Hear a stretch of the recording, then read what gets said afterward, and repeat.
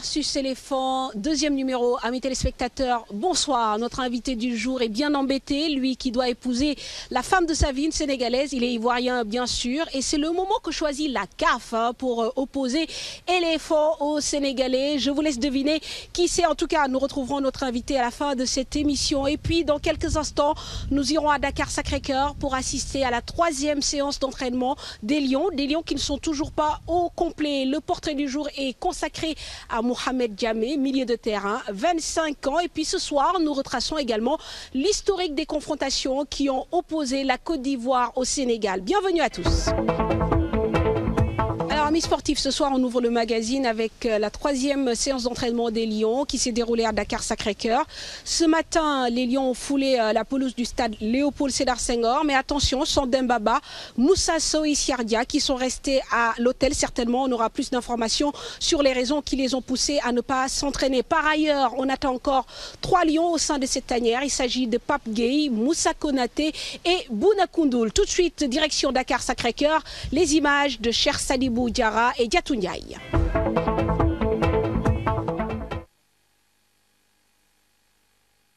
Pour leur dernier entraînement public, les Lions se sont entraînés plus de 90 minutes à Dakar-Sacré-Cœur. 6 joueurs sont encore absents. 2 d'entre eux sont déjà forfaits pour Abidjan, Moussa Sow et Pape Ndiaye Souaré. C'est Moussa Sow qui, à la dernière minute de son match, a senti un problème musculaire. Ce matin, on a fait une échographie et malheureusement, on a trouvé une lésion qui nous impose de le mettre sur la touche pour quelques jours. On va suivre l'évolution, mais il ne va pas s'entraîner d'ici demain et après-demain. 30 minutes durant lesquelles les Lions se sont exercés à un taureau pour réviser leur gamme. Puis c'est une opposition 8 contre 8 avec Dame Doy en électro libre qui est livrée. La paire Mangane-Sané du côté des Rouges, celle de Kouyatembo, qui ont ainsi été testées par le staff technique. La confiance est de mise. La Côte d'Ivoire est en tête, mais néanmoins, je pense qu'on sera de très bons challengers parce que quand même, on a des joueurs qui peuvent rivaliser avec n'importe quelle équipe et des joueurs qui sont quand même valables sur le plan même mondial, qui sont en train de prouver dans tous les championnats qu'ils sont en train de jouer. Comme j'ai eu à le dire, c'est un jeu d'homme, jeu d'homme. Ça va se passer sur le terrain. Je suis très content d'entendre le capitaine d'équipe vous dire que ça va se passer sur le terrain. Et les favoris, c'est sur le terrain qu'il faut le montrer. Je pense que c'est le langage de tout le monde et je pense qu'ils l'ont compris et ils vont se donner à 100% pour pouvoir gagner. Il faut que les gens s'habituent à jouer à l'extérieur parce que les résultats se font à l'extérieur. Parce qu'à l'extérieur, si quand même tu te fais cartonner, quand tu vas jouer chez soi, bon, tu peux rien faire après. Bon, maintenant les résultats se font à l'extérieur et nous l'avons compris très tôt et je pense qu'on travaille dans ce sens-là pour vraiment aller en Côte d'Ivoire, pas pour regarder l'adversaire ni prendre une raclée, mais pour jouer et gagner. Du côté des joueurs, l'importance du challenge est comprise. Ils ne ménageront aucun effort pour se rendre la tâche facile. On est en train de préparer ce match, on est concentré et aujourd'hui c'était 2 bonnes séances qu'on a fait. Physiquement, on est en train de se préparer, donc voilà, on attend le jour. Ah, ça se passe très bien, on s'est retrouvés ensemble avec les coéquipiers, ça fait toujours plaisir. On a une grosse envie, une grosse motivation pour samedi, même si on sait que ça va être un match pas évident à Abidjan, à l'extérieur, contre une grosse équipe, mais on est motivé, on va tout faire pour faire un coup là-bas. À la fin de l'entraînement, Ferdinand Coly et le capitaine Papis Demba Cissé ont participé à une remise de dons en faveur des sinistrés suite aux inondations. Les Lions promettent de ne pas en rester là. Faire une petite réunion parce que je pense que c'est quelque chose qui nous a touchés. Parce que tout d'abord, nous on est des Sénégalais et on a nos familles ici. Mercredi, les Lions vont livrer leur dernier entraînement à Dakar à huis clos. Ils rejoindront Abidjan dans la matinée du jeudi. Portrait du jour consacré à Mohamed Djamé. Le 26 mars 2010, il a joué son premier match avec la sélection nationale. C'était contre le Cameroun. 2 ans plus tard, il est toujours au poste mieux. Il a été promu capitaine de l'équipe olympique lors des Jeux olympiques de Londres. Alors, samedi prochain, ce jeune homme de 25 ans devrait certainement avoir son mot à dire. Son portrait avec Cheikh Tidiane Diaw. Mohamed Diamé est-il devenu le taulier de l'équipe nationale du Sénégal de football? Tout porte à le croire. Le garçon originaire de Foundiougne s'est imposé en l'espace d'1 an comme une valeur sûre dans l'entrejeu des Lions. Son baptême du feu n'était pas des plus simples. Pourtant, Momo Diamé, qui évoluait sous les couleurs de Wigan à l'époque, est titularisé d'entrée contre le Cameroun au stade Léopold Sédar Senghor.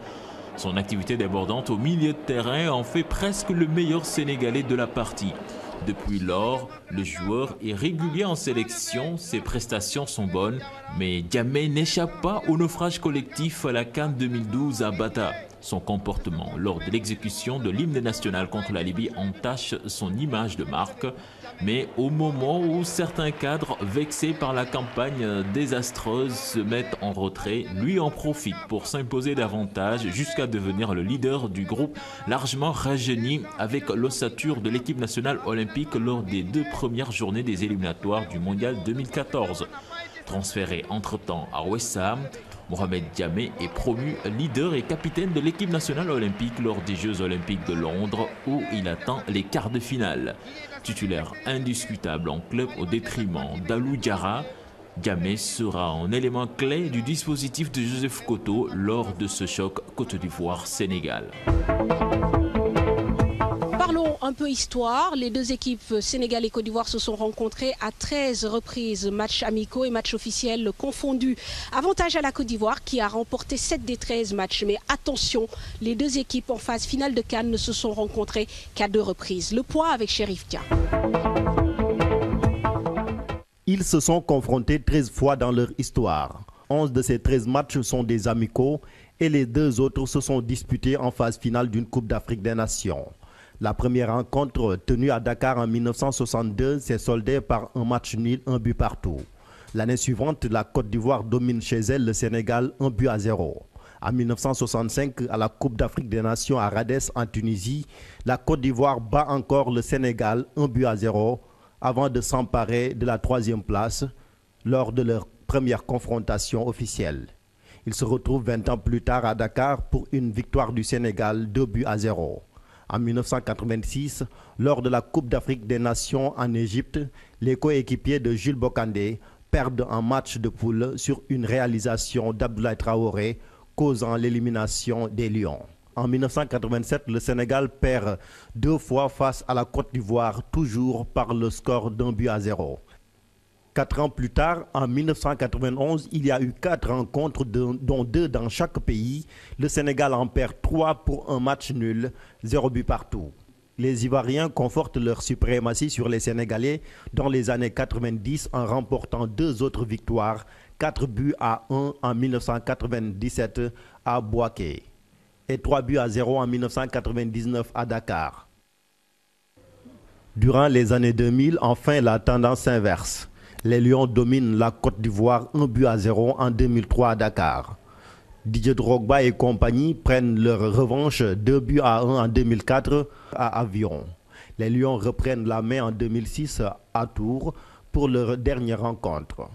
Mamadou Nia est l'unique buteur du match. Cependant, la Côte d'Ivoire, avec 7 victoires en 13 matchs, domine ce duel. Les Lions n'ont en effet réussi à battre les éléphants que 4 fois, dont une seule à l'extérieur. C'était en 1970, 42 ans après, la sélection de Joseph Koto est appelée à rééditer cet exploit le 8 septembre à Abidjan pour poser déjà un pied à Johannesburg. Amis sportifs, vous vous en doutez bien, du côté de la Côte d'Ivoire, on se prépare sérieusement à ce match. Il reste encore 6 joueurs qui doivent rejoindre ce mardi la sélection. Donc éléphant versus lion, ou lion versus éléphant, qui reçoit son premier invité bien embêté parce qu'il est de père ivoirien et de mère sénégalaise. En plus, sa promise est une sénégalaise et c'est le moment que choisit la CAF donc pour opposer le Sénégal à la Côte d'Ivoire. Bakayoko, vraiment, c'est dommage. Bonsoir. Bonsoir, Mme Fatou. Alors? Vraiment, Mme Fatou, c'est pas possible. Sérieusement, Mme Fatou, je suis mélangé. Ah j'ai bon? des problèmes, j'ai des sérieux problèmes. La CAF me mélange. Mais là, j'ai supporté qui? Qui je supporte? Ah, c'est ça la question. Là, je suis allé, j'ai prêté une nationalité pour 1 mois. À laquelle? Oui, la Cap-Verdienne, la nationalité Cap-Verdienne. Et c'est pour ça que vous avez décidé de mettre ce t-shirt, un concept bien joli, je vous le présente d'ailleurs. Oui, on parle de fair play. Oui. Et avec donc les deux drapeaux, celui de la Côte d'Ivoire, celui du Sénégal. Oui, effectivement. Et au milieu, Boulma Diakhassé. Boulma Diakhassé. CAF Boulma Diakhassé. Mais qu'est-ce que vous voulez en fait exprimer à travers ce slogan? Oui, à travers ce slogan, je veux vraiment lancer un appel aux deux nations. La Côte d'Ivoire, c'est le Sénégal c'est la Côte d'Ivoire. Et là, je lance un appel de fair play à toute la population. On a ces deux équipes. S'ils étaient en Coupe d'Afrique, c'est les deux qu'on allait supporter. Malheureusement, la CAF a fait croiser ces deux équipes, donc que le meilleur gagne, surtout dans le fair play. D'accord. Alors, est-ce que vous avez une préférence, honnêtement, Omar? Bon, honnêtement, pourquoi c'est compliqué pour moi? Honnêtement, le Sénégal est mon équipe. Parce que en 2002, là, surtout avec l'équipe où il y avait Ella Diouf et tout ça, vraiment on a beaucoup fêté. Et j'adorais ce pays. Et je supportais toujours, parce que moi et ma mère, quand le Sénégal jouait, on était avec le Sénégal. Le Sénégal, c'est ça. Et bon, la Côte d'Ivoire, c'est vrai, je suis né là-bas, mon père est... Bon, mais là, c'est compliqué, mon Fatou. C'est compliqué. Très sérieusement, c'est compliqué pour moi. Alors, on se doute que ce sera un très grand match, un bon match, parce que quand même, quand on regarde les deux équipes, il y a de grandes stars du football mondial. Alors, d'après toi, quelles sont les forces et les faiblesses du Sénégal, les forces et les faiblesses de la Côte d'Ivoire? Bon, pour les forces et faiblesses de la Côte d'Ivoire, c'est du côté de la défense. Vraiment, la défense, on a eu toujours ce problème de défense là. Et jusqu'à présent, bon, peut-être maintenant ils vont faire des efforts. Et le milieu lâche souvent. Et les joueurs aussi sont un peu vieillissants, tout ça. Voilà, oui, on parle beaucoup de ça, hein, de l'âge des joueurs. Vraiment, c'est le dernier virage, surtout de cette sélection. C'est ça, exactement. Et pour le Sénégal, qu'est-ce que vous voyez? Bon, pour le Sénégal, les joueurs sont frais. Après même cette prestation à l'Olympique là, là ça m'a beaucoup impressionné. Très bien. Et le succès aussi de Pape Demba Cissé. Voilà, je le suis beaucoup. Pape Demba Cissé, c'est un de mes fans. Et là, je pense qu'ils doivent encore plus se concentrer parce que ça va se jouer sur l'expérience. Sur l'expérience. Alors, Omar, est-ce que tu as déjà assisté à des matchs au stade Houphouët-Boigny d'Abidjan? Effectivement. Alors, comment est l'ambiance là-bas? Parce qu'on nous parle d'une pression qui sera importante. Est-ce que justement, les joueurs doivent s'attendre à un stade bouillonnant avec une ambiance et des supporters au point? Très sérieusement, qu'ils se préparent moralement. Parce que le stade, ça bouge. Ça bouge. Le stade va bouger, il aura des cris, mais qu'ils gardent leur sang-froid et jouer leur balle. Parce qu'il y aura du monde, je sais, parce que c'est un match vraiment décisif pour ces deux nations. Est-ce que ce serait, d'après vous, je veux dire, quelque chose de malheureux, une hécatombe si la Côte d'Ivoire venait à être éliminée? Parce que bon, on sait que comme tu l'as dit, il y a beaucoup de joueurs dont c'est pratiquement la dernière chance. Est-ce que ce serait un drame national si la Côte d'Ivoire venait à être éliminée? Effectivement, ça sera vraiment beaucoup dommage pour cette sélection, puisque c'était l'une des meilleures sélections du monde. Et là, s'ils sont éliminés comme ça, vraiment, ça ne sera pas du tout joli pour eux. Et ça sera aussi quelque chose de bon aussi pour le Sénégal. Parce que vraiment, ces enfants-là, ils ont de la chance. Et je pense, ils ont de l'avenir. Alors, Omar, pour terminer, on va parler de ces tentatives de corruption. Il paraît qu'il y a pas mal de joueurs qui vous appellent et même votre père Ablaye Wade et tout ça qui vous appellent pour... Oui, effectivement, j'ai reçu l'appel de Didier Drogba. Et Drogba, moi je lui ai dit de ne même pas jouer, qu'il ne joue pas. C'est-à-dire qu'il s'arrête là. J'appelle Pape Demba Cissé, m'a appelé. Il me dit, boy, on fait comment? J'ai dit, grand, laisse-moi. J'ai dit, petit, laisse-moi, je vais gérer ça. Et là, ce que j'ai décidé, j'ai dit, Drogba, tu arrives devant les poteaux, tu tires en haut. Pape Demba Cissé, tu arrives devant les poteaux, tu tires en haut. C'est-à-dire le match aller, vous arrangez pour faire nul. Le match retour, nul.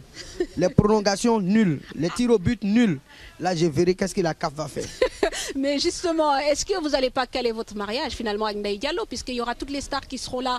Et ce mariage, on en parle depuis plusieurs mois, donc du coup Drogba sera là au mois d'octobre. Il faut caler le mariage à cette date, non? Oui, il sera là. Heureusement, Drogba sera là et Pape Demba Cissé et plein d'autres stars encore. Là, je pense que je vais profiter en même temps pour faire le mariage. Mais il ne faut pas que la défaite d'une équipe mélange mon mariage, parce que là, ça ne sera pas bon. Ce ne sera pas bon. En tout cas, Omar Bakayoko, merci beaucoup. Bon, évidemment, on a plaisir à vous inviter parce que vous êtes l'une des vedettes, on le rappelle, d'un café avec, une série qui bat des scores d'audience ici au Sénégal. Et aussi, vous êtes sénégalo-ivoirien et donc vous avez initié ce beau concept Fair Play, donc avec le Sénégal, la Côte d'Ivoire et Sidi Gentebi, on dit Boulma Diakhaté. Très bien. Pendant un mois, je suis cap-verdien. Très bien, merci beaucoup.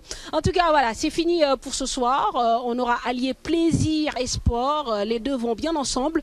Merci de nous avoir suivis. On se donne rendez-vous demain pour un nouveau numéro. Excellente soirée à tous. Merci Omar. Merci. Et à bientôt. Merci.